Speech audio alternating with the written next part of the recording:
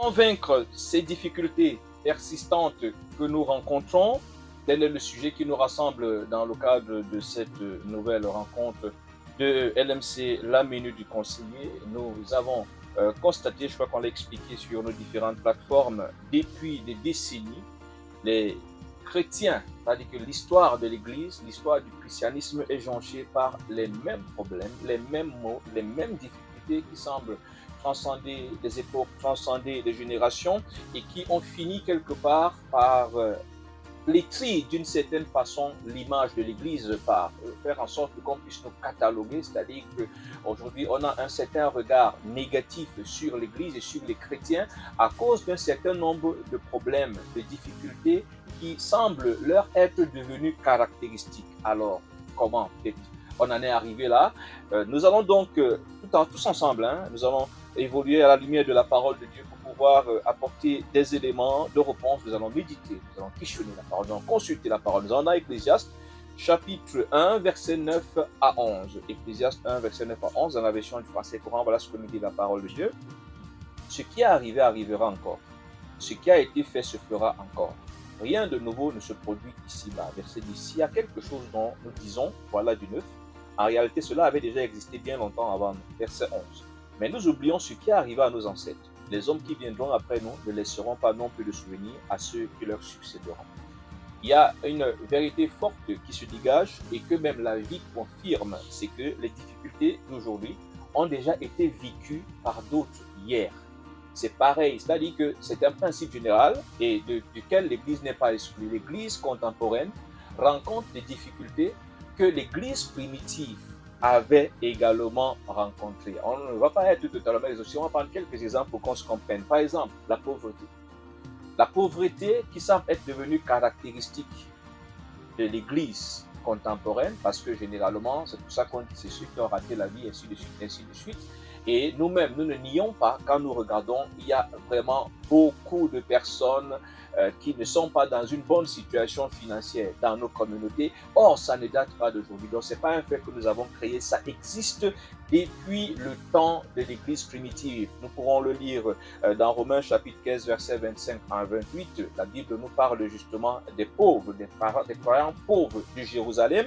Nous allons également comprendre pourquoi dans Actes chapitre 4, on dit qu'il n'y avait pas d'indigents. Donc, l'Église de cette époque connaissait déjà la pauvreté en son sein. Il y avait les frères pauvres et il y avait les frères riches. Et dans les versets que je viens de nous lire, que je viens de citer, nous allons trouver comment l'Église de cette époque-là avait procédé pour régler les problèmes. Donc aujourd'hui, à notre tour, nous avons des gens qui sont pauvres dans nos communautés de plus en plus. Il y en a beaucoup. Ce n'est pas un fait qui est nouveau, c'est un fait qui a existé. Mais comment est-ce que nous faisons aujourd'hui pour pouvoir éradiquer ce problème, c'est-à-dire pour que ce problème ne vienne pas à nous affecter. Dans l'Église primitive, il y avait des crises alimentaires. C'est-à-dire, il y avait des crises alimentaires. Quand nous sommes dans Actes chapitre 11, verset 27 à 30, on va nous parler de la famine. La crise alimentaire frappait certains frères. Donc, l'Église faisait face à la crise alimentaire. Il y avait la famine qui arrivait, il y avait des familles qui n'arrivaient pas à manger. Aujourd'hui, nous avons des frères dans nos communautés, des familles qui n'arrivent pas à manger. C'est-à-dire qu'ils ne sont même pas, quand ils arrivent à un repas par jour, quand ils réussissent à avoir même du tapioca une fois par jour, c'est un miracle. Et ça, vraiment, je n'ai pas besoin de mener une très grande enquête parce que je me souviens avoir vécu ce moment-là également dans mon propre foyer. Donc, ça, nous en avons. Les frères qui nous ont longtemps, nos ancêtres, si on peut le dire comme ça, dans la foi, et quand je dis que nous oublions ce que nos ancêtres ont fait. Nos ancêtres dans la foi, les premiers disciples, ont connu, n'est-ce pas, des crises alimentaires à leur époque. Et dans Actes chapitre 11, verset 27 à 30, on nous montre qu'il y en a eu et nous montre comment est-ce qu'ils avaient fait. L'Église qui nous a dévancés, aujourd'hui on se plaint d'un problème pour lequel même on se moque de nous, pour lequel on se moque de nos dirigeants, si on peut l'appeler comme ça, la paresse et l'oisiveté. C'est-à-dire qu'à notre époque-ci, on a l'impression que les gens, parce qu'ils prêchent, parce qu'ils parlent de Dieu, ils ne travaillent pas, ils ne produisent pas de l'argent. Ce phénomène pour lequel nous crions, pour lequel nous bavardons, pour lequel même certains se mettent à créer un mouvement de révolte dans les communautés et assemblées, n'est pas un phénomène nouveau. Ce phénomène a existé. 2 Thessaloniciens chapitre 3 verset 10 à 11. Nous allons retrouver par exemple ici une déclaration très forte Je te fais, dans ce verset, celui-là, nous allons le lire dans la version du passé courant. En effet, quand nous étions chez vous, nous vous avons averti, celui qui ne veut pas travailler ne doit pas manger non plus. Or, nous apprenons que c'était notre vous vivre en paresseux, sans rien faire, que de se mêler des affaires des autres. Donc, ce problème, des frères qui ne veulent rien faire, des sœurs qui ne veulent rien faire, ne date pas d'aujourd'hui. Il existe depuis. Sauf que à l'époque des apôtres, vous allez vous rendre compte que pour chacun de ces problèmes, il y a des mesures, il y a des solutions qui avaient été trouvées. Je voudrais que nous soyons attentifs parce que nous sommes en train d'aller quelque part. Nous devons arriver à notre époque à trouver comment est-ce que ces problèmes de notre époque, comment est-ce que nous allons y faire face en apprenant, bien sûr. Donc, nous évoluons également. Le cas du ministère aujourd'hui également est la production de richesses. On se plaint aujourd'hui des dirigeants qui ne font absolument rien parce qu'ils vivent du ministère. La question du ministère à plein temps est aussi ce qui divise dans le milieu même des dirigeants qui étaient des églises. Il y a même, je me rappelle un jour d'une sœur qui avait dit, moi je ne peux pas passer tout mon temps à travailler, je donne à quelqu'un qui est là une effet d'un image. Je vous en prie. La sœur parlait de son dirigeant. Donc c'est également cette question n'est pas une chose nouvelle. Donc, avant de commencer à dire l'Église d'aujourd'hui, il faut comprendre que ce problème, tous ces problèmes-là ont existé. Ils semblent faire partie, n'est-ce pas, de la dynamique, si je peux dire, humaine, même si les humains viennent rencontrer l'Église, sauf qu'il y a une méthode. L'époque antérieure, les grands su comment est-ce qu'ils devaient faire. Nous allons prendre le cas de la portion de richesse dans Actes chapitre 20, verset 34 à 35. Et je crois que l'apôtre Paul cite ici son exemple là-dessus, comment est-ce que lui l'a fait.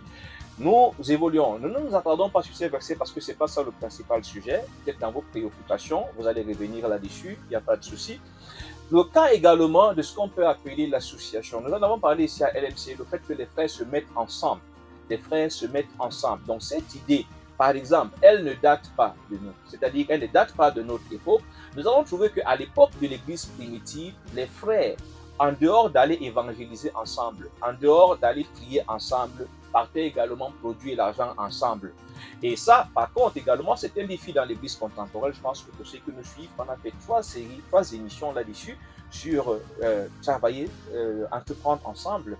Et nous convenions que c'est un véritable défi à notre époque et qui pourtant peut être relevé. Et nous allons retrouver dans Actes chapitre 18, versets 2 à 3, un cas justement où longtemps, nous sommes dans Actes. Donc il y a très longtemps où des frères, en dehors d'aller évangéliser ensemble, sont entrepris ensemble. Et je me rappelle, j'aime souvent à le rappeler, dans une communauté où les gens peuvent prier ensemble, où les gens peuvent jeûner ensemble, où les gens peuvent aller évangéliser ensemble, mais ils ne peuvent pas entreprendre ensemble, il y a un sérieux problème de communion. Et ça, on n'a pas besoin de prophétie pour ça. Ça traduit quelque chose, un malaise et un mal profond. Donc, dans Actes chapitre 18, verset 2 à 3, lisons quand même, il y trouva un juif nommé Aquilas, originaire d'Hippon, récemment arrivé d'Italie avec sa femme Priscille, parce que Claude avait ordonné à tous les juifs de sortir de Rome. Il se lia avec eux et comme il avait le même métier, il demeura chez eux et il travailla. Ils étaient faiseurs de tentes, c'est-à-dire que le frère Paul est faiseur de tentes, il rencontre le frère Aquilas et sa femme Priscille également qui sont faiseurs de tentes, tous sont des disciples de Jésus qui prêchent l'évangile. Et voilà, quand ils se retrouvent quelque part, ils se mettent ensemble et continuent à faire leur travail. Donc, ils ont fini de travailler pour produire l'argent.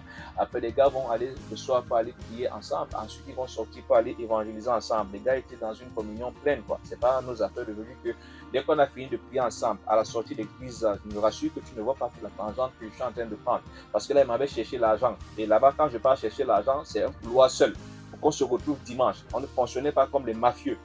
Donc, nous allons nous rendre compte que non seulement ces quelques faits qui établissent une relation entre l'Église contemporaine et l'Église par le passé. Ça, c'est pour rester dans la dynamique ecclésiastique, pour dire que ce qui existe aujourd'hui, c'est-à-dire que les défis et les questions qu'on se pose aujourd'hui, ces défis et ces questions ont existé. Cependant, nous allons nous rendre compte que ces défis et les difficultés que l'Église primitive avait rencontrées n'ont ni fragilisé l'Église, ni affecté l'image qu'on avait de l'Église, mais bien au contraire.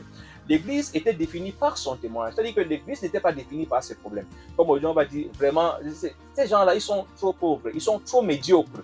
Pourquoi ils sont toujours obligés d'être sales? L'Église primitive qui rencontrait les mêmes problèmes que nous. Je voudrais que nous lisions un peu. Actes chapitre 4, versets 13 à 14. On prend seulement ça comme illustration. Actes 4, 13 à 14. Les membres du conseil étaient très étonnés, car ils voyaient l'assurance de Pierre et de Jean et se rendaient compte en même temps que c'était des hommes simples et sans instruction. C'est-à-dire que on sait que c'est des hommes simples, sans mais on est étonné de la transformation. On se rend compte que c'est des individus qui ont subi une transformation. Ils sont un sujet de curiosité. Ils sont un peu un contraste. On ne peut pas comprendre que ces gars qui étaient médiocres, voilà à peu à quoi ils sont en train de ressembler aujourd'hui. On ne les définit pas comme des pauvres. Surtout que Acte 2 nous enseigne qu'il n'y avait pas de pauvres. Quand nous disons Acte 2, on nous fait comprendre qu'il n'y avait pas, d'indigents parmi eux.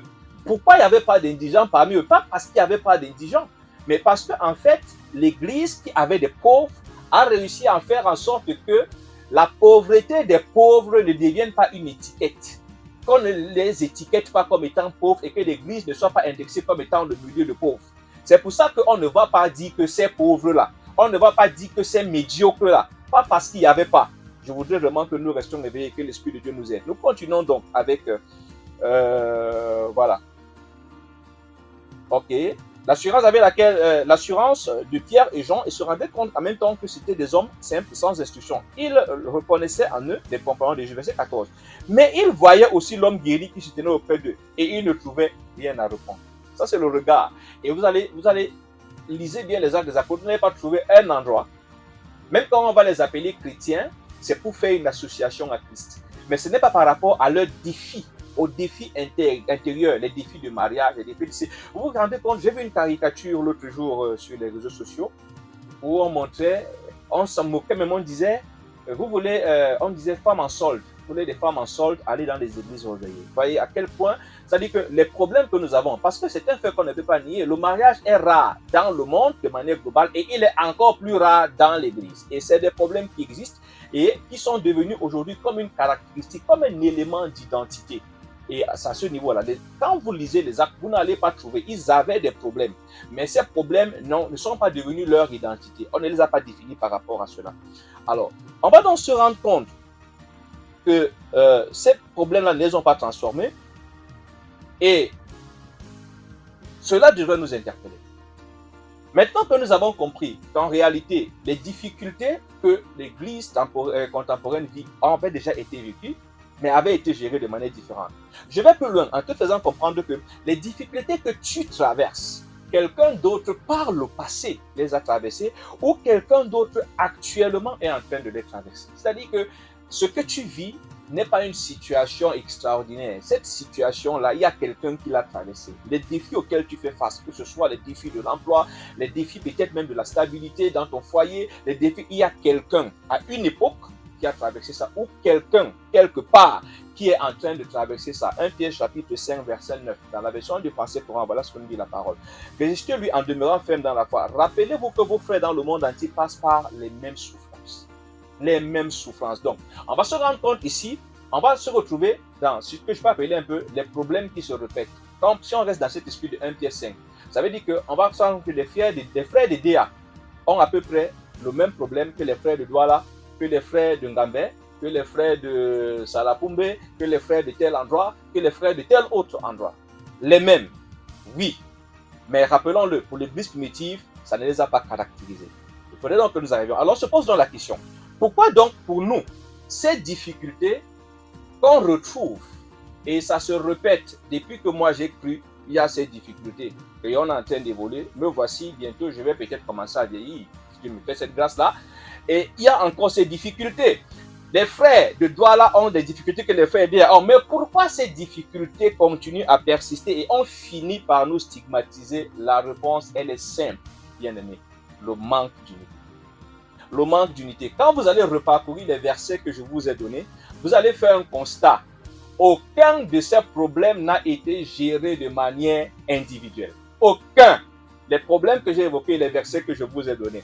Or, nous allons faire un constat aujourd'hui, c'est que nous avons laissé les difficultés personnelles nous éloigner des uns des autres, nous désolidarisant subtilement du corps et de la communion qui devrait être.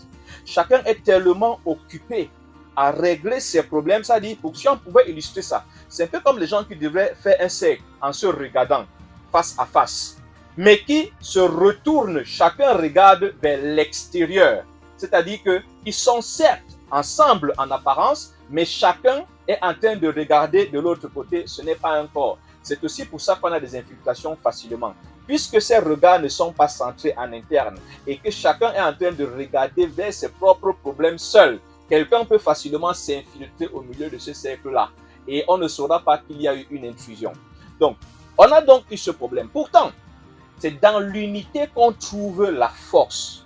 C'est dans l'unité. Nous avons notre verset que les gens du monde ont emprunté. Nous allons le lire. Ecclésiaste 4, verset 9 à 10. La parole de Dieu nous concerne, nous. Ceux du monde ont juste emprunté. Voilà ce que dit ce verset, cette portion d'écriture dans la version du français courant. Deux hommes associés sont plus heureux qu'un homme solitaire. À deux, ils tirent un bon profit de leur travail. Si l'un d'eux tombe, l'autre le relève. Par contre, celui qui est seul est bien à plaindre, car s'il tombe, il n'a personne pour le relever. Les problèmes personnels ont amené plusieurs à fuir la communion, comme si le fait d'être avec les frères et les sœurs est ce qui les avait mis dans les problèmes. C'est pour ça qu'on a des frères, à cause des problèmes, ils ne font plus à l'église, ils ne font plus les réunions, ils ne sont plus à la cellule, ils ne participent plus aux activités communautaires parce qu'ils ont des problèmes. On a l'impression, quand on regarde ça, que justement, c'est comme si c'est le fait d'être ensemble qui a apporté des problèmes. Et c'est une erreur, parce que nous sommes membres d'un même corps. Ce qui veut dire que quel que soit ce que nous faisons, quel que soit ce que nous vivons, nous l'avons vu et on en parle régulièrement. Qu'un seul, je ne sais pas, tu n'as pas besoin d'être un serviteur de Dieu reconnu. Le fait qu'on sache que tu es chrétien, fais une mauvaise chose dans ton quartier. On va désormais définir tous les chrétiens par cette mauvaise chose. Donc nous faisons partie d'un corps. Et malheureusement, nous sommes en train de nous laisser distraire. C'est-à-dire que les problèmes sont en train de fragiliser la communion, sont en train de faire en sorte que chacun cherche à se battre seul, là où en temps normal, Dieu n'a jamais prévu, nous allons le voir, Dieu n'a jamais prévu que tu te battes seul, mon frère, ma soeur. Dieu n'a pas prévu ça. Chacun se bat de son côté, à sa manière, pour trouver des solutions à ses problèmes. Je ne sais pas si on se comprend, chacun se bat de son côté, à sa manière, pour trouver des solutions à ses problèmes, donc centré sur lui. Et si chacun de nous se regarde, il va voir. Parce que je n'ai pas souvenir qu'un frère, pendant qu'il est en train de voir comment préparer sa rentrée, la rentrée de ses enfants, est en train de voir comment trouver l'astuce pour que tous les frères de la communauté s'en sortent. Chacun est d'abord en train de chercher comment est-ce qu'il va préparer la rentrée de ses enfants à lui. C'est quand il aura fini qu'il va réfléchir sur la situation des frères. Je ne sais pas si ça existe. Je ne connais pas l'étendue des activités dans le corps de Christ, mais je regarde quand même la tendance. Je suis dans des plateformes, j'écoute quand même des frères, je côtoie des frères. Voilà. Donc, pourtant, le modèle de l'église primitive, quand nous regardons les exemples que nous avons, nous enseigne que c'est ensemble qu'on trouve des solutions. Et la Bible nous enseigne que les problèmes personnels, en réalité, sont collectifs. Dans le principe du royaume de Dieu, les problèmes personnels sont collectifs. Je répète, dans le principe du royaume de Dieu, les problèmes personnels sont collectifs. J'emploie nos mots d'homme que nous aimons souvent employer. Et nous allons le voir tout à l'heure. Dieu n'a jamais voulu que l'on souffre seul ou qu'on soit heureux seul. Dans la pensée de Dieu, nous sommes dans 1 Corinthiens chapitre 12, versets 25 à 26, avec l'image du corps que Paul donne ici. Nous lisons dans la version du français du Semeur autant pour moi. Il voulait par là éviter toute division dans le corps et faire que chacun des membres ait le même souci des autres. Un membre souffre-t-il, tous les autres souffrent avec lui. Un membre est-il à l'honneur, tous les autres partagent sa joie. Quand nous prenons cette image et que nous observons de manière cohérente, vous n'allez jamais vous observer. Vous vous êtes coupé le doigt. Le doigt que vous vous êtes coupé se trouve sur la main gauche. Mais vous allez vous rendre compte que l'harmonie fonctionnelle du corps est influencée par la coupure sur la main gauche. Il y a des choses que vous ne pouvez plus faire. Même votre cerveau sait qu'il y a une blessure sur la main gauche. Cette main ne peut plus être balancée, utilisée n'importe comment. Or, ce n'est que le doigt, un doigt de la main gauche qui est blessé et qui va affecter toute l'harmonie et tout le fonctionnement du corps. Voilà comment Dieu a conçu ça. C'est pour ça que nous avons reçu le même baptême, nous avons reçu le même esprit, nous avons le même Seigneur pour former un seul corps, de sorte que l'affaire de l'un soit l'affaire de tous. Ça, c'est la pensée de Dieu. Nous avons aujourd'hui des frères qui se sont suicidés, des sœurs qui se sont suicidées parce qu'on a échoué. Je sais peut-être que ça peut choquer certains, mais je pense que ce n'est pas nouveau. Peut-être pas au Cameroun, mais on a régulièrement eu des rapports des bien-aimés qui se sont suicidés. Une personne qui se suicide, laissons d'abord les aspects d'ordre spirituel, de démonologie. Souvent, c'est la dépression. Et une dépression ne se fait pas en un instant. Une dépression, c'est quelque chose, c'est un processus. Et vous allez vous rendre compte que les frères qui se sont suicidés, les sœurs qui se sont suicidées, les sœurs qui ont abandonné la foi subitement, on se plaint juste que mais je ne crois pas, brutalement le frère est devenu alcoolique, brutalement la sœur est dans les sectes. Vous allez vous rendre compte que souvent ça s'est produit après que le frère et la sœur aient pourtant fait plus que dimanche. On se pose la question de savoir comment est-ce que le frère ou la sœur est arrivé dans l'assemblée des saints, où vit l'Esprit de Dieu, où vit Dieu. Et il a communié avec les frères le dimanche, il a communié avec les frères le mercredi. Dieu qui voit tout, qui sait tout, son esprit est partout et son esprit se met au milieu de cette communauté. Le frère ou la sœur jeudi décide de se suicider, c'est le suicide qui éveille les biais sur le fait que tu portes le fardeau seul. Pourquoi frère, tu portes le fardeau seul? Pourquoi la sœur porte le fardeau seul? Et n'oublions pas ce que le Seigneur nous enseigne sur la loi de l'amour. Si nous nous aimons, nous avons accompli. Donc, Galates chapitre 6, verset 2, je voudrais que tu dises à la maison. Alors, que faire donc? Parce que c'est là qu'on est en train d'arriver. Comment donc éviter que ces problèmes continuent? Comment donc éviter que le problème qui te caractérise depuis 10 ans disparaisse et que dorénavant, une autre dynamique à travers toi se mette en place? Comment éviter que ce problème-là te caractérise tellement que tu le lègues à d'autres frères? Tu meurs. La génération après toi continue avec les mêmes problèmes. Comment éviter? C'est possible.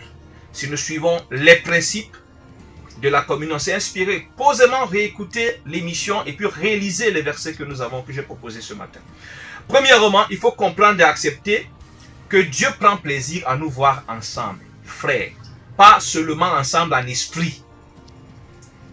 Dieu prend plaisir à nous voir ensemble au même lieu. Dieu prend plaisir à ça. Psaume chapitre 133, verset 1 à 3 que nous connaissons. Mais on va relire dans la version de Martin. Voilà ce que nous dit la parole de Dieu. Voici, que c'est une chose bonne, que c'est une chose agréable, que les frères s'entretiennent, qu'ils s'entretiennent, dis-je, ensemble. C'est comme cette huile précieuse répandue sur la tête, laquelle découle sur la barbe d'Aaron et qui découle sur le bord de ses vêtements, et comme la rosée de Hermon, et celle qui descend sur les montagnes de Sion, car c'est là que l'Éternel a ordonné à la bénédiction et la vie.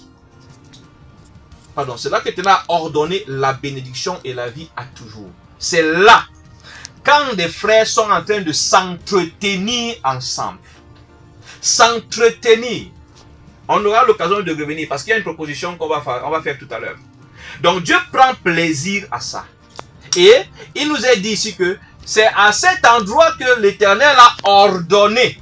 Il a dit à la bénédiction et à la vie, va là où ils sont. Là où les frères sont ensemble en train de s'entretenir. N'oublions même pas. Plus tard, on aura l'occasion dans d'autres émissions de venir quand on parle entretenez-vous par des psaumes. Nous sommes là dans la communication, dans l'échange, dans le fait d'être ensemble, dans les partages. C'est une bonne chose. C'est là. Je vais repartager un témoignage personnel. Mon papa perd son emploi, je me rappelais dans les 97, 98, par là, je pense bien. Alors, il perd son emploi et je ne peux plus aller à l'école. Mais entre-temps, nous sommes dans un mouvement, et c'est l'occasion de rendre hommage à ce mouvement, la Logicus, pour ceux qui sont au Cameroun, dans la ville de Douala. Et nous nous retrouvons. On a l'habitude de se retrouver. Je ne vais pas à l'école. On est dans une situation vraiment précaire à la maison. Mais je suis régulier aux réunions avec les frères. Pendant que je suis ensemble avec les frères, on avait la zone qu'on appelle la zone de Bassa. Et puis nous allons retrouver nos aînés de l'université. C'était à la Cité SIC. Quand on est dans cette réunion-là, on est en train de louer Dieu ensemble. Il y a un des frères qui m'aborde, qui dit, mais il pose la question, pourquoi Charlie est triste? Tout à l'heure, je vous demandais comment il est possible qu'un bien-aimé finisse le culte avec les frères et il part se suicider. Personne ne remarque rien. Le frère remarque, je n'ai parlé à personne, Charlie est triste. Pourquoi il est triste? Le leader répond, il a un problème avec son école. Et le frère lui dit, tu habites quel quartier? Je dis, j'habite la cité des Palmiers. Il me dit, au lycée de la cité des Palmiers, j'ai un frère qui est là. Et ce frère m'a dit que si j'ai un enfant, j'envoie. Viens avec ton dossier. Bien aimé, voilà comment j'entre au lycée de la cité des Palmiers et voilà où débute mon ministère. Mon ministère débute officiellement au lycée de la cité des Palmiers. Je crois que certains qui nous écoutent sont fruits de cette époque-là. Donc, il a fallu que je sois avec des frères. Pas en train d'adorer Dieu chez moi dans la grande spiritualité parlant en langue. Il fallait que je sois avec des frères. C'est là que le Seigneur avait ordonné à la bénédiction et à la solution de venir me trouver. Si je n'y avais pas été, je serais passé à côté. Mais ça, c'est un témoignage personnel. On aura l'occasion de peut-être encore d'en parler. Ça dépendra de chacun d'entre nous. Donc, les rencontres fraternelles sont des opportunités de visitation divine, bien-aimés. Les rencontres fraternelles, quand les frères se retrouvent, ce sont des opportunités de visitation divine parce qu'il y a des principes qui ont été définis. Matthieu chapitre 18, verset 20. Là où 2 ou 3 sont assemblés en mon nom, assemblés, réunis en mon nom, je suis au milieu d'eux. Et nous savons ce que représente la présence du Seigneur. La présence du Seigneur est le stérilisateur dont nous avons besoin. La guérison dont nous avons besoin. La solution dont nous avons besoin. C'est pour ça que Moïse va dire, si tu sais que tu ne pars pas avec nous. Moïse a demandé de prier à Dieu. Il faut que tu sois, parce qu'on sait que ta présence veut dire qu'on a tout. C'est pour ça que la sœur de Lazare va dire, si tu avais été là, ta présence, mon frère ne serait pas mort. Quand la présence de Dieu est là, on ne demande pas les détails. C'est-à-dire que la guérison, le Saint-Esprit, les dons spirituels, c'est les détails. Seul un insensé va chercher le détail. Parce qu'il faut chercher le gros. Le gros est la source, c'est la présence de Dieu. Parce que la présence de Dieu a tout le reste. Quand la présence de Dieu est là, on ne cherche pas le mariage. On ne cherche pas les détails. On ne cherche pas. Parce que la présence de Dieu répond à tout. Puisque Dieu ne peut pas être là où nous sommes. Et il y a des choses qui entachent sa gloire et il reste tranquille. C'est là le défi. Or, il est dit que là où 2 ou 3 sont assemblés en mon nom, je suis. Donc le Seigneur nous garantit. Ce dont nous avons besoin se trouve là. Acte chapitre 2, verset 21. Nous allons faire une découverte. Bon, pas une découverte. On va faire un constat. C'est que, et je préfère qu'on lise pour qu'on comprenne, le jour de la Pentecôte, ils étaient tous ensemble dans le même lieu. Tous ensemble. Donc, l'effusion du Saint-Esprit sur les apôtres a eu lieu au milieu de l'assemblée d'abord. Avant de commencer à avoir lieu sur les individus, la première Pentecôte, le premier baptême du Saint-Esprit a eu lieu en assemblée, quand les frères étaient ensemble. Quand les frères étaient ensemble. Acte chapitre 4, verset 31. Voilà ce que nous dit la parole. Nous sommes dans la version du passé courant. Quand ils eurent fini de prier, l'endroit où ils étaient réunis trembla. Ils furent tous remplis du Saint-Esprit et se mirent à annoncer la parole de Dieu avec assurance. C'est les frères, on rappelle, au début, ils ont été menacés, ils ont été sérieusement secoués pour leur foi en Christ. Ils reviennent retrouver les bien-aimés en assemblée. En assemblée, ils retrouvent les frères, ils partagent avec les frères et tous ensemble, ils élèvent la voix à Dieu et Dieu descend. Dieu fait ce qu'il a dit dans Matthieu 18. Il descend et quand il descend, il leur donne ce qu'il faut parce qu'il faut rappeler. Il faut remonter plus haut pour comprendre la prière. Les frères vont dire au Seigneur, donne-nous d'annoncer la parole avec plus d'assurance, fais que donc. Et quand le Seigneur va descendre, c'est ce que le Seigneur va accomplir. Parce que les frères sont réunis ensemble. Et ensemble, ils sont réunis pour une cause commune. Ensemble, ils sont réunis pour une cause commune. Je prie que le Seigneur nous aide à comprendre. Ils sont réunis pour une seule cause. Ils se sont mis ensemble. Et quand ils ont crié, le Seigneur est descendu. Et le Seigneur a répondu.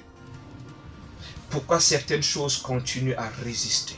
Pourquoi est-ce que ça ne nous choque pas, frère? Ça ne te choque pas. Ça ne te choque pas. Pourquoi on est à l'aise avec? Certaines choses continuent à nous caractériser, à souiller la gloire de Jésus et à entacher le message de l'évangile. Mais ça ne nous choque pas. Chacun continue dans son couloir. Dès qu'il peut régler, il avance. Acte chapitre 16, versets 25 à 26, dans la version du français courant. Vers minuit, Paul et Silas priaient et chantaient pour louer Dieu. Les autres prisonniers les écoutaient. Tout à coup, il y eut un violent tremblement de terre qui secoua les fondations de la prison. Toutes les portes s'ouvrirent aussitôt et les chaînes de tous les prisonniers se détachèrent. Je voudrais nous rappeler, je ne connais pas le chant que les frères étaient en train de lever, mais la Bible ne nous dit pas qu'ils priaient que Dieu les délivre. La Bible nous dit qu'ils étaient en train de louer Dieu pour ce que Dieu est. Tout à l'heure, je nous ai dit que quand la présence de Dieu est là, on n'entre pas dans les détails. La présence de Dieu a accompli ce qu'il faut. Ce qui manque, est-ce que c'est le Saint-Esprit qui manque? C'est là. Est-ce que ce sont les dons spirituels? Il apporte. Est-ce que c'est le mariage qui manque? Il apporte. Est-ce que c'est la délivrance? Il apporte. Est-ce que c'est la guérison? Il manifeste tout ça. Donc, les frères sont en train de louer Dieu. Ils sont en prison. Et Dieu descend. Il a dit que là où deux, je relis pour qu'on se comprenne ici, là. 2 ou 3 sont assemblés en mon nom. Dès cet instant, ils sont là. L'objectif, c'est le Seigneur. La fondation, c'est le Seigneur. Et ils se mettent à louer ce Seigneur. Et le Seigneur s'est manifesté au milieu d'eux en accomplissant au milieu d'eux ce dont ils avaient besoin, mais qui n'ont pas demandé. Je crois que pour ceux qui ont connu certaines années, moi je vais prendre un peu... bon, je ne connais pas comment ça a été chez vous, dans vos expériences, mais pour nous de cette époque-là, avec les frères, parce qu'à l'époque, on fonctionnait dans la logique de frères, les milieux académiques dont je vous ai parlé, même après, c'est des expériences qu'on vivait. On pouvait se retrouver pendant une réunion. Et pendant cette réunion-là, on est en train de prier simplement. On ne sait pas qu'il est comme ça. Une des sœurs là avait un problème de règles. Pendant qu'on est en train de prier là, elle expérimente. C'est après qu'elle nous raconte que comme il est là, en fait, j'avais un problème. C'est pendant la louange, c'est pendant la prière. Quand à un moment, j'ai senti la forte présence de Dieu et il y a eu un mouvement dans mon ventre terminé. Il n'y avait pas besoin de beaucoup prier, de beaucoup chasser. Je ne dis pas que ce ne soit pas normal, qu'il ne faille pas le faire, mais je nous parle de ce que la présence de Dieu apporte. La présence de Dieu. Et il nous a garanti qu'il va être présent. Donc, premièrement, il faut que tu comprennes et que tu acceptes. Nous devons comprendre et accepter que Dieu prend plaisir à nous voir ensemble. Le fait de le comprendre, l'accepter veut dire que nous allons nous-mêmes prendre l'habitude. Et il faut que nous nous reprogrammons pour prendre plaisir à être ensemble. Nous devons prendre plaisir à être ensemble. Pas parce que c'est un détail, parce que c'est comme ça que le Père a disposé les choses. Il n'a pas disposé que le bras va se débrouiller loin, le pied va se débrouiller loin. Il a prévu que le bloc soit ensemble. Vous allez observer ça sur l'église primitive. Deuxième chose, qu'est-ce qu'il faut faire? Il faut apprendre à parler de ce qui nous dérange. Il faut apprendre à parler. Le verset que nous avons lu, le psaume 33 dans la version matin, dit que les frères s'entretiennent. J'ai aussi fait ce constat. Ce n'est pas une culture générale. Il y a quelques bien-aimés qui le font. Beaucoup de frères et de sœurs passent même du temps ensemble sans se parler. C'est-à-dire qu'ils passent du temps ensemble pour parler du problème de l'église, pour parler des problèmes du pays, pour parler de la politique. Mais ils ne prennent pas du temps pour se parler des difficultés qu'ils rencontrent mutuellement. Et se parler de manière sincère, de manière vraie. Or, rappelons-le, dans la causerie entre deux frères qui sont sincères et vrais, le Saint-Esprit peut venir manifester une réponse, manifester une solution, manifester un problème. Je reviens sur mon cas. Imaginez que j'avais trompé le dirigeant ou que je ne lui avais pas dit la vérité. Je ne sais pas. Et que j'avais menti. Je ne sais pas, quand il devait me dire, voilà, j'ai quelqu'un au lycée, voilà, je ne sais pas comment ça se serait passé. Il y a un problème, c'est qu'on ne se parle pas, et quand on se parle, on ne se parle pas de manière sincère, on ne se parle pas de manière vraie et profonde. Il faut qu'on apprenne à se parler. Quand la Bible nous demande de nous aider à porter les fardeaux des uns et des autres, frère, comment tu veux qu'on sache que tu as un fardeau si tu ne parles pas? C'est vrai que le Saint-Esprit peut révéler. Mais ne demande pas au Saint-Esprit de révéler ce que tu peux dire au bien-aimé. C'est à ça que sert la communion. Dis, les frères, j'ai un problème. En réalité, voilà, j'ai perdu mon emploi, alors mon emploi est menacé. Les rares moments où les frères le font, c'est pour donner les sujets de prière. On ne refuse pas. Mais il faut apprendre à se parler. Il faut apprendre à dire, frère, je suis en train de déprimer. Il faut arriver à ce niveau. Jésus lui-même l'a fait. Vous voyez, je vous dis, Matthieu chapitre 26, verset 38. Il leur dit alors, mon âme est triste jusqu'à la mort. Restez ici et veillez avec moi. Et Dieu m'avait accordé la grâce, il y a quelques années, quand j'ai lu ce verset, de comprendre, par exemple, il y a cette erreur que les dirigeants commettent, de vouloir toujours jouer aux gens qui sont forts. Jésus ici, c'est lui-même, Jésus-Christ lui-même, qui parle aux disciples. Il leur dit, mon âme est triste. Et il ne s'arrête pas là. Il demande le renfort, veillez avec moi. Plus tard, on va voir Paul qui va dire, priez aussi pour nous. Donc, si déjà Jésus est capable de dire que son âme est triste, c'est-à-dire qu'il parle de ses douleurs, si on peut appeler ça, de ses blessures intérieures. Si Jésus peut en parler, pourquoi toi tu n'en parles pas à tes frères? Jésus qui est en position d'autorité en parle aux disciples qui on peut dire, sont inférieurs à lui. Mais toi, c'est les membres du même corps que toi. Pourquoi tu ne leur parlerais pas? Frère, je suis en train de déprimer. Frère, je suis en train de perdre la foi. Frère, ça ne va pas. Je suis en train de rétrograder. Frère, je sens le monde m'attirer. Ma soeur, ça ne va pas. Je suis en train de devenir infidèle dans mon foyer. Mes pensées ne sont plus comme elles devaient être. Ça ne va pas, je ne m'en sors pas. La ration, je ne sais pas, ma soeur. Ce qu'on gagne chez nous ne permet pas que je gère bien mon foyer. Ça devient compliqué, ça me stresse, ça me déconcentre. Qu'on se parle, deuxième chose, apprendre à parler de ce qui nous dérange. La troisième chose, unir nos voix pour dire à Dieu ce qui nous dérange. Tout à l'heure, nous l'avons évoqué dans Acte 4. Les frères ont uni leur voix pour le problème qu'ils avaient en commun. Et Dieu a réagi à ça. Nous devons apprendre à unir nos voix et dire à Dieu ce qui nous dérange. Revenons dans Matthieu chapitre 18, versets 19 à 20. Dans la version la Bible détaillée, voilà ce qui est écrit. Je vous dis encore que si deux d'entre vous s'accordent sur la terre, c'est-à-dire sont d'un seul esprit en harmonie pour demander une chose quelconque au sein de la volonté de Dieu, elle leur sera accordée par mon Père qui est dans le ciel. Car là où deux ou trois sont assemblés en mon nom, je suis au milieu d'eux. Ils s'accordent pour demander une chose. Dans Acte 4, on a vu. Et le Seigneur a fait. Je me rappelle, récemment, nous étions dans une formation. Et on nous fait savoir un soir que l'un des leaders, du moins quand même, l'une des autorités de la structure qui nous formait a été amené d'urgence à l'hôpital général. Et on nous a dit, frère, nous allons élever la voix pour prier. Tout le monde qui était là se levait. On venait d'horizons divers. Il y en avait qui venaient de Yaoundé, de Douala, du Congo, ainsi de Congo, je crois le Congo, le Togo. Et on se retrouvait là. Et on s'est levé et on a prié. On a prié et j'aime analyser ce moment. Il n'y avait pas d'intérêt particulier. Il n'y avait pas de concurrence. Quand on a prié ce soir-là, bien aimé, c'est le lendemain soir. Dans le lendemain soir, on nous dit que la personne qu'on avait amenée d'urgence à l'hôpital est sortie de l'hôpital. Du coup, il y a eu un deuxième problème. Les organisateurs de la formation, peut-être vous avez remarqué, ils sont revenus encore. Bon, bien aimé, on a encore un problème. Nous allons prier. Frère, nous avons prié. Le lendemain, on avait encore une bonne nouvelle. On venait d'horizons différents. On venait de ministères différents. Il y avait là les apôtres, les docteurs, les prophètes, les chrétiens lambda. Mais tous, en ce moment-là, il n'y avait pas de grade, il n'y avait pas de titre. On était là pour une formation. On était du même niveau par rapport à cette formation-là. Et on avait des défis qui étaient communs. Donc, unir nos voix pour prier. Nous avons lu tout à l'heure dans Acte 4. Quatrième chose que nous devons faire, partager nos expériences. Mais avant que j'arrive là, vous avez dû remarquer, bien aimé, que les entreprises qui ont les mêmes problèmes, les secteurs d'activité qui ont les mêmes problèmes se mettent ensemble. C'est pour ça qu'on va parler de syndicats et de consortiums, par exemple. Parce que les gens, les entités qui ont les mêmes problèmes se mettent ensemble pour réfléchir et travailler à trouver des solutions aux problèmes qui leur sont communs. Est-ce que nous le faisons? Avons-nous régulièrement, avons-nous des plateformes qui nous permettent de nous retrouver pour parler des problèmes que nous rencontrons? Par exemple, tous les frères qui rencontrent des difficultés rencontrent des difficultés foncières. Il y a des avocats, il y a des propriétaires qui sont là-dedans, il y a des experts dans le domaine.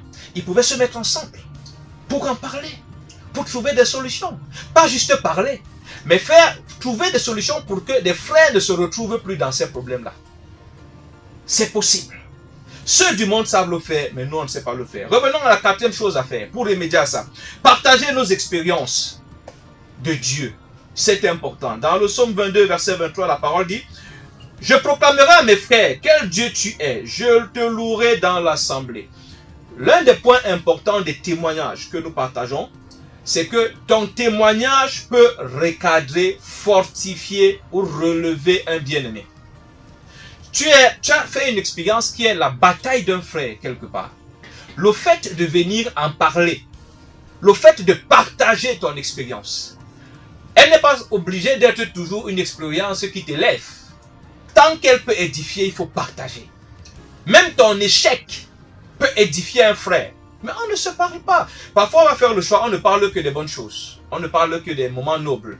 À quel moment? Aujourd'hui, nous savons, le fait qu'il ait été écrit que Jésus pleura, nous prouve que pleurer n'est pas une faiblesse. S'il n'y avait pas eu ça, on réussirait à nous enseigner que non, un homme, un chrétien qui est spirituel ne pleure pas. Je voulais voir celui qui est plus spirituel que Jésus qui a pleuré.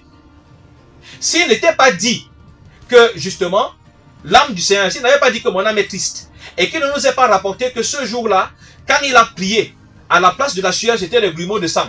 Nous ne saurions pas que le stress peut attraper même un serviteur de Dieu et le conduire vraiment dans des, dans des manifestations extrêmes.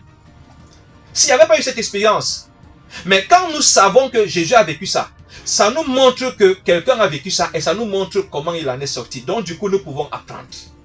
C'est pareil de manière contemporaine. Même l'échec dans lequel tu t'es retrouvé, qui a brisé ton mariage, qui a failli briser ton mariage, je crois que moi j'en parle. J'évoque.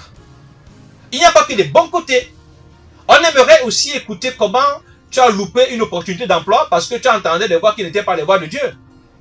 Ça permet à celui qui est là de savoir que, hey, toutes les voix que j'entends ne sont pas les voix de Dieu. Ne te contente pas de le lui dire. Ton témoignage d'un échec dans les voix que tu entends peut lui permettre à lui de désormais être plus averti. Il n'y a pas que le bon côté. Le mauvais côté aussi peut aider quelqu'un à grandir.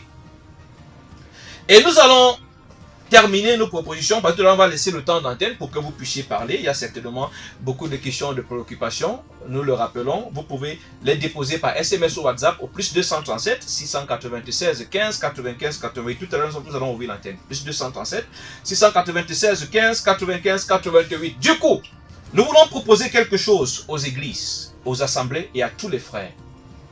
Quelque chose que nous allons appeler par exemple les salons fraternels. Les salons fraternels, c'est quoi? Ce sont des moments d'échange et de partage sur les difficultés qui nous sont communes. Des moments d'échange et de partage.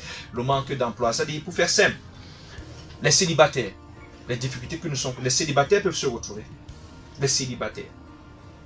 Et pas des célibataires trop sains là qui maîtrisent trop vraiment le célibataire, pardon, des célibataires qui sont vraiment dérangés par le célibat. Ils se retrouvent entre eux pour commencer à parler du célibat, pour parler des difficultés qu'ils rencontrent, comment est-ce qu'ils sont en train de les vivre et trouver ensemble des solutions. Crier même à Dieu ensemble parce que ce problème leur est commun, le manque d'emploi. Que tous ceux qui souffrent du manque d'emploi se mettent ensemble, qu'ils se retrouvent pour parler, pour réfléchir, pour méditer, pour prier, pour trouver des voies de sortie. On prend le cas, je ne sais pas, des enfants délinquants. Les foyers qui reconnaissent qu'ils ont des enfants qui sont délinquants. C'est parce que tu es chrétien. Parfois, c'est aussi cet orgueil qui nous empêche de le faire. Tu as des enfants turbulents. Ils se mettent ensemble. Ils en parlent. Ils partagent leurs expériences. Ceux qui sont dans ces problèmes et ceux qui ont été dans ces problèmes et qui sont sortis, ils s'édifient mutuellement. Je crois que ça peut nous permettre d'arriver à des choses concrètes qui peuvent nous permettre, n'est-ce pas, de mettre un terme. Imaginez, prenons le cas, ce problème d'enfants délinquants.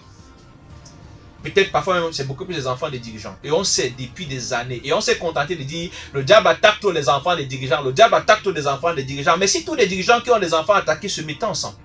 Si tous les chrétiens qui ont attaqué se mettaient ensemble. Se mettaient à y travailler. Se mettaient à prier. Est-ce que Dieu ne donnerait pas une solution qui ferait que les générations à venir, c'est-à-dire que ceux-là se sont mis ensemble, ils ont travaillé sur la question et ils ont trouvé des solutions. Ces solutions ont marché. Ils peuvent léguer aux générations futures quelque chose qui va éviter que eux, à leur tour, ils vivent les mêmes choses. Du coup, voilà l'exercice que nous voulons proposer à ceux qui nous écoutent ce matin. Quelle est la difficulté que vous rencontrez et pour laquelle vous aimeriez vous retrouver dans le cadre de l'un de ces salons-là? S'il fallait que nous organisions un salon, si vous ne pouvez pas le faire dans vos églises, dans votre communauté, nous pouvons le faire dans le cadre de LMC et École de disciples. On peut le faire, on peut initier ça. Alors, quel est le domaine ou la question par rapport à laquelle vous aimeriez qu'un salon soit organisé? Alors, quel est le thème du salon auquel vous aimeriez participer parce que vous avez ce problème, vous bataillez avec ce problème? Vous nous contactez par SMS ou WhatsApp au plus 237 696 15 95 88. Vous nous donnez, il ne faut pas nous cacher ça, il faut qu'on apprenne à être ouvert Vous nous donnez votre nom, votre prénom, votre âge, votre quartier, votre ville ou votre pays, et vous nous donnez le sujet. Si c'est même plusieurs, donnez la liste. Le manque d'emploi, les échecs en répétition, le mariage qui échoue, je ne sais pas, les couches de nuit, il faut faire cette liste-là. Et il y a forcément quelque part un frère qui vit ça, forcément une sœur qui vit ça ou qui a vécu ça. Si on se retrouve dans ce cadre-là, on va arriver à quelque chose. Parce qu'après avoir parlé, comme les apôtres dans Acte 4, on peut dire maintenant, l'affaire on amène devant celui qui est au-dessus. Parce qu'il faut d'abord que ça nous dépasse. Quand ça nous dépasse ensemble, on va vers celui qui nous a mis ensemble et qui peut tout. Je doute que ça le dépasse. Nous allons marquer un arrêt à ce niveau. Nous prenons une légère transition musicale. Le temps pour les uns et les autres de se préparer pour la phase justement interactive.